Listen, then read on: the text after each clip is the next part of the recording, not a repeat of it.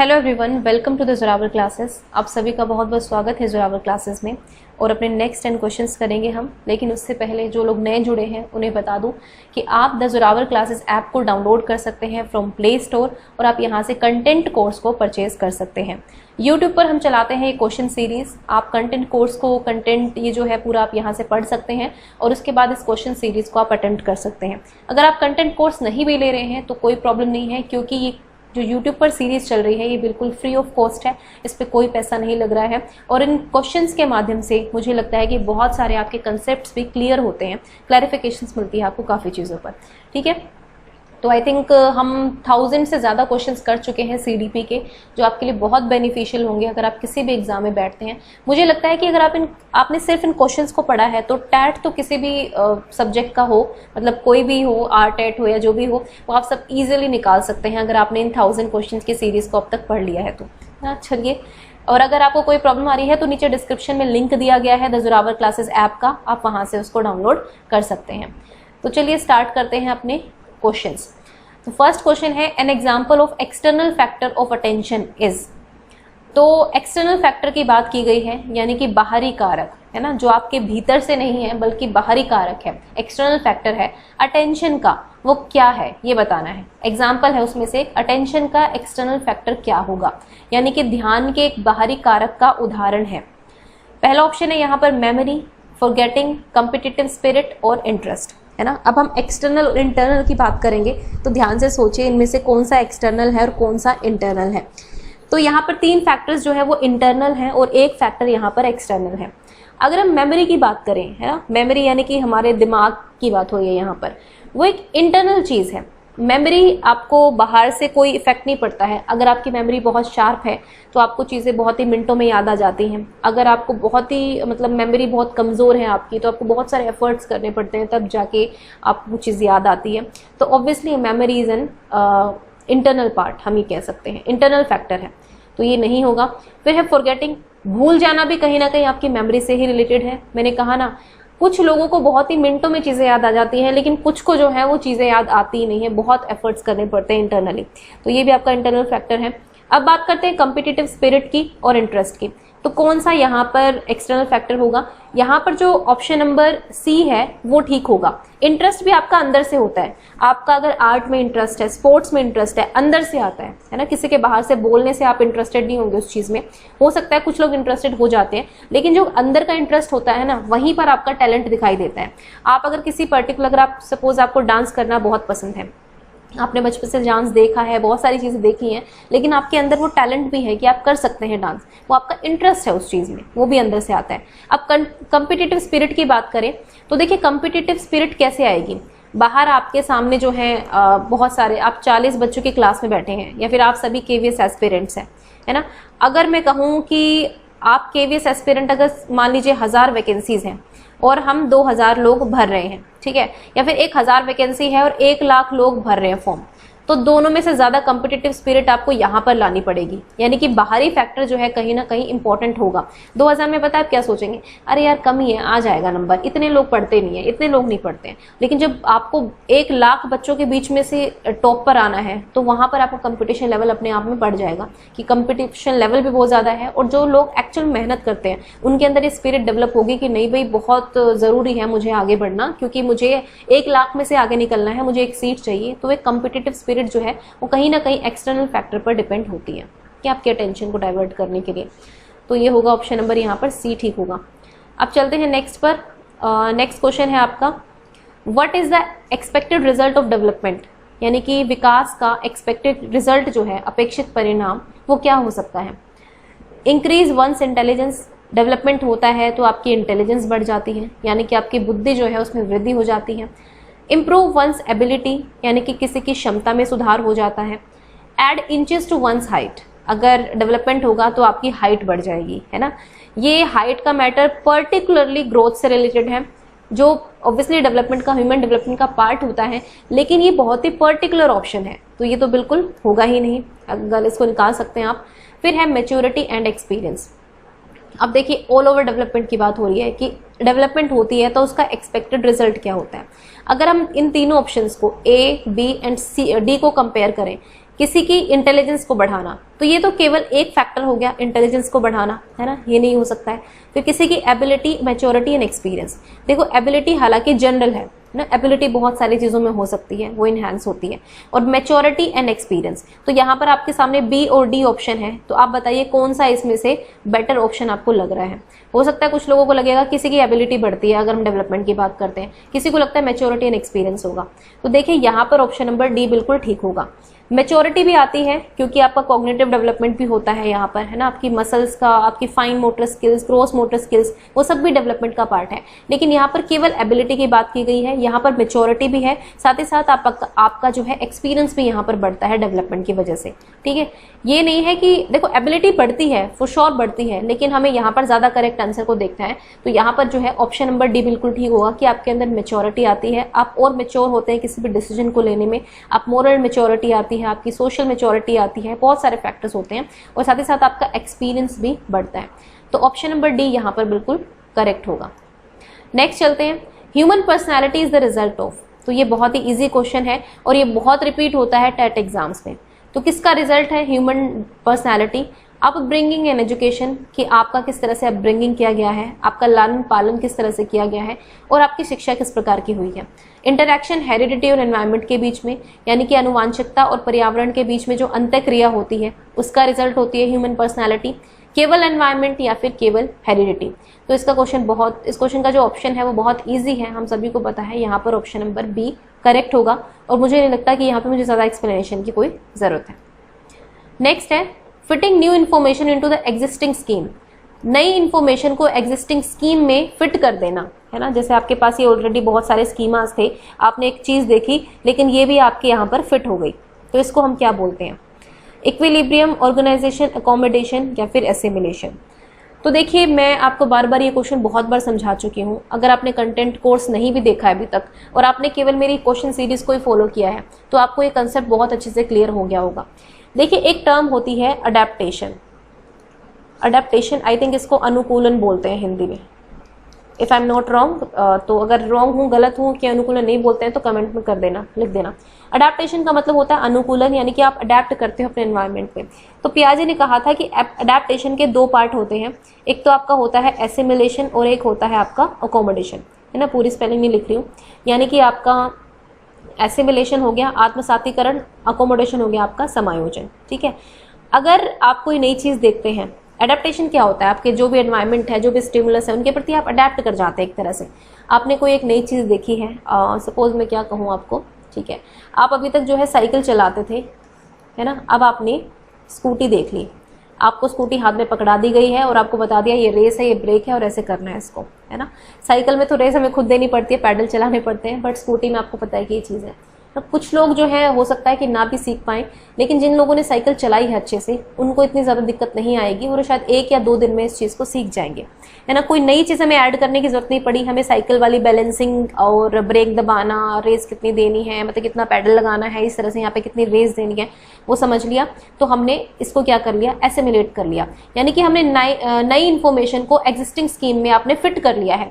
तो ये एग्जाम्पल है, बिल्कुल क्लासिक एग्जाम्पल है ये एसिमिलेशन का। तो यहाँ पर ऑप्शन नंबर डी करेक्ट होगा। अब देखो अगर मैं कहूँ कि अभी जो है आपने अपने स्कूटी सीखी थी, ठीक है, ये हो गया, अब आपके सामने आ गई है कार। अब हम कह रहे हैं भाई साइकिल और स्कूटी सीख लिया, अब आप कार भी चला लो, है ना। ऐसे से गेयर लगाना, ऐसे से रेस देना, ऐसे ब्रेक, क्या आप सीख पाएंगे? आप नहीं सीख पाएंगे, क्योंकि आपकी जो एग्जिस्टिंग स्कीम है इस चीज़ के लिए पूरी तरह से फिट नहीं होती है। तो अब आपको उसको मॉडिफाई करना पड़ेगा, एक नई स्कीम ऐड करनी पड़ेगी, नई तरीके से कार ड्राइविंग सीखनी पड़ेगी, वो एक नई स्कीम ऐड हो जाएगी कार ड्राइविंग की। अब यहाँ पर आप कर रहे होंगे अकोमोडेशन। कहने का मतलब ये है, दोनों एग्जाम्पल के थ्रू ही समझाने की कोशिश की गई है कि जब आप नई इन्फॉर्मेशन को फिट कर लेते हैं अपनी एग्जिस्टिंग स्कीम में तो वो एसिमिलेशन होता है। अगर आप फिट नहीं कर पा रहे हैं, आपको एडजस्ट करना पड़ रहा है, आपको मॉडिफाई करना पड़ेगा चीज़ों को, तो फिर वो अकोमोडेशन हो जाता है। आई थिंक कि अभी आपको क्लियर हो गया होगा। जब एसिमिलेशन हो जाता है तो इक्विलिब्रियम आ जाता है, यानी कि बैलेंस बन जाता है। लेकिन जब अकोमोडेशन की जरूरत आती है तो उससे पहले डिसइक्विलिब्रियम होता है, और उसको आप इक्विलिब्रियम में लाने के लिए फिर आप अकोमोडेशन करते हैं, नई स्कीम बनाते हैं। ठीक है, तो ऑप्शन नंबर यहाँ पर होगा डी, सही। नेक्स्ट है पियाजे बिलीव्ड दैट। पियाजे क्या बिलीव करते थे? लर्निंग प्रीसीड्स डेवलपमेंट, कि लर्निंग जो है डेवलपमेंट से पहले हो जाती है। सीखने की प्रक्रिया जो है विकास से पूर्व होती है, यानी कि विकास बाद में होगा, सीखना पहले हो जाता है, अधिगम पहले हो जाता है। We are starting with social interaction and language. हम सामाजिक संपर्क और भाषा से शुरुआत कर रहे होते हैं, ये कहते हैं वो। नॉलेज इज कल्चरली कंस्ट्रक्टेड, कि कल्चर में कंस्ट्रक्ट होती है नॉलेज, ऐसे इंडिविजुअली कंस्ट्रक्ट नहीं होती है, कल्चर में कंस्ट्रक्ट होती है। we can manipulate the sensory world। हम संवेदी दुनिया में हेर फेर कर सकते हैं, उसको बदल सकते हैं, ये कहने का मतलब है। तो पियाजे क्या कहते हैं ये बताना है। देखो फर्स्ट जो ऑप्शन है यहाँ पर, लर्निंग प्रोसीड्स डेवलपमेंट, ये गलत है, इसका उल्टा है, डेवलपमेंट प्रोसीड्स लर्निंग। पहले डेवलपमेंट होगी फिर लर्निंग होगी, ये पियाजे का मानना था कि पहले आप कॉग्निटिवली मैच्योर होंगे, आप बायोलॉजिकली मैच्योर होंगे, आप रेडी होंगे किसी चीज़ को करने के लिए, आपकी कॉग्निटिव डेवलपमेंट होगी, तभी आप कुछ चीज़ का अधिगम कर सकते हैं। तो ये ऑप्शन गलत हो गया।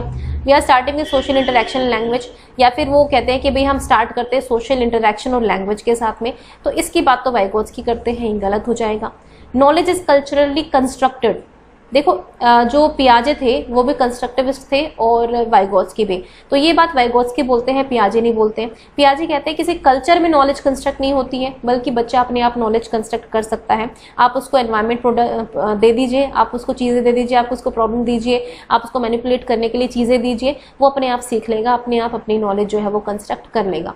तो यहाँ पर ऑप्शन नंबर डी बिल्कुल ठीक होगा कि बच्चा जो है मैनिपुलेट करता है अपने सेंसरी वर्ल्ड को, अपनी सेंसेस के माध्यम से, आप सेंसेस को जानते हैं, उन माध्यम से वो एक्सपीरियंस करता है, मैनिपुलेट करता है, करके सीखता है चीज़ें, और वो सीख जाता है। इसके लिए आपको कल्चर का, लोगों का आसपास होना कोई इंपॉर्टेंट नहीं होता है, ये बात करते हैं पियाजे।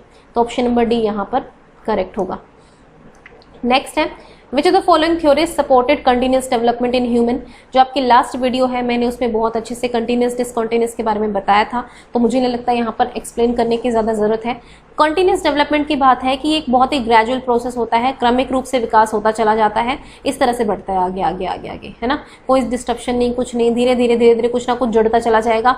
यहाँ है, इसमें एक और चीज़ जुड़ गई, फिर जुड़ गई, फिर जुड़ गई, और इस तरह से स्मूथली ये विकास होता चला जाएगा, ये कहता है कंटिन्यूस डेवलपमेंट के थ्योरिस्ट।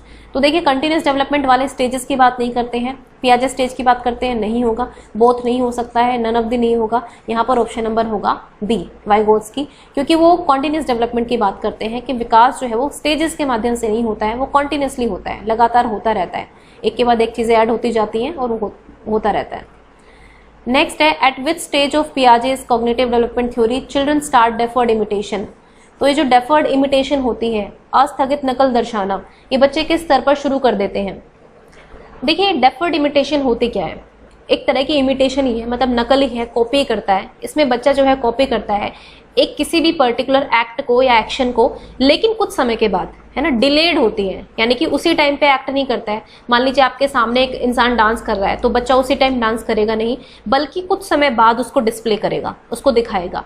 सपोज बच्चे ने अपने स्कूल में किसी बच्चे को बहुत ही टेंट्रम्स दिखाते हुए देखा, उसने देखा कि हाँ भाई बहुत रोध हो रहा था बच्चा, और मतलब बहुत रोध हो रहा था और बहुत बड़े ही नखरे कर रहा था, कभी ज्योमेट्री फेंक रहा था, कभी कुछ कर रहा था, और टीचर उसको संभाल रही थी लेकिन वो मान नहीं रहा था। बच्चे ने ये सब ऑब्जर्व किया। बच्चा उस टाइम पे इसको रिपीट नहीं करेगा, लेकिन घर जाएगा, जब उसकी किसी बात को नहीं माना गया तो वहां पे फिर इसी बिहेवियर को एग्जैक्ट कॉपी करता है, इमिटेट करता है। इसी को बोलते हैं डेफर्ड इमिटेशन। ये डेफर्ड इसलिए है क्योंकि थोड़ी डिले हो जाती है ना, थोड़ा बाद में, आप at the same time of the act आप उसको प्रोड्यूस नहीं करते हैं, बल्कि आपने किसी को देखा, उसके कुछ समय बाद आप उस चीज़ को रिपीट करते हैं अपने लाइफ में। तो ये होती है डेफर्ड इमिटेशन। ये चलती स्टार्ट कब से होती है भाई, ये स्टार्ट हो जाती है आपकी pre operational stage, sorry sensory motor में। सेंसरी मोटर में ये स्टार्ट होती है और ये प्री ऑपरेशनल तक जाती है पूरी तरह से, क्योंकि प्री ऑपरेशनल का बच्चा जो है बहुत ही ईगोसेंट्रिक होता है, हम सभी को पता है। वो बच्चा भी खूब टेंट्रम शो करता है, क्योंकि उसको लगता है कि जिद करूंगा, रोऊंगा धोऊंगा तो चीज़ें बिल्कुल बढ़िया हो जाएंगी, तो वाली बात है। लेकिन यहाँ पर पूछा गया है कि स्टार्ट कब करते हैं, तो स्टार्ट करते हैं सेंसरी मोटर में, और ये प्री ऑपरेशनल तक चलता है। तो ऑप्शन नंबर ए यहाँ पर करेक्ट ऑप्शन होगा। नेक्स्ट है, which of the following implications can not be derived from Piaget's theory of cognitive development. तो ये पूछा है इनमें से कौन सी चीज़ जो है पियाजे की थ्योरी से नहीं ली गई है, बेसिकली ये कहना है। तो हमने पियाजे को बहुत पढ़ लिया है, अब देखते हैं कि कौन सी चीज़ सही होगी। Sensitivity to children's readiness to learn, तो बहुत बार ये टर्म मैंने यूज़ की है, रेडीनेस रेडीनेस रेडीनेस, यानी कि बायोलॉजिकल मैच्योरेशन, इसको कहेंगे शारीरिक परिपक्वता जिसको हम कहते हैं, है ना, जैविक परिपक्वता। तो ये तो बिल्कुल पियाजे बात करते हैं। एक्सेप्टेंस ऑफ इंडिविजुअल डिफरेंस, बिल्कुल पियाजे कहते हैं कि हर बच्चे का विकास की जो स्टेजेस है वो उनसे गुजरता है, लेकिन एक अपना अलग अलग होता है, इंडिविजुअल डिफरेंसेस अलग अलग होते हैं हर बच्चे के। डिस्कवरी लर्निंग, बिल्कुल। नीड ऑफ वर्बल टीचिंग, तो इसकी जरूरत नहीं है पियाजे के अनुसार कि देखिए पियाजे जो है ना वो टीचिंग पर इतना फोकस नहीं करते हैं, वो डिस्कवरी पर ज़्यादा ध्यान देते हैं कि आप बच्चे को बस माहौल दीजिए, आपको ज़्यादा सिखाने पढ़ाने की ज़रूरत नहीं है, आपको फैक्ट्स को लर्न कराने की, इन्फॉर्मेशन देने की ज़रूरत नहीं है, वो अपने आप ही चीज़ें कंस्ट्रक्ट कर लेगा। बस वो कहते हैं ना आप उसको रॉ मटेरियल प्रोवाइड कर दीजिए, वो प्रोडक्ट जो है आपको खुद बनाकर दिखा देगा कि ये होगा, वो वाली बात है। तो पियाजे यहाँ पर ऑप्शन नंबर डी यहाँ पर गलत होगा, वर्बल टीचिंग की बात पियाजे नहीं करते। नेक्स्ट है which of the following statement is true about learning, तो लर्निंग के बारे में इनमें से कौन सी स्टेटमेंट ट्रू है ना, ये क्वेश्चन इंपॉर्टेंट है इसलिए आप लोगों के लिए पढ़ने।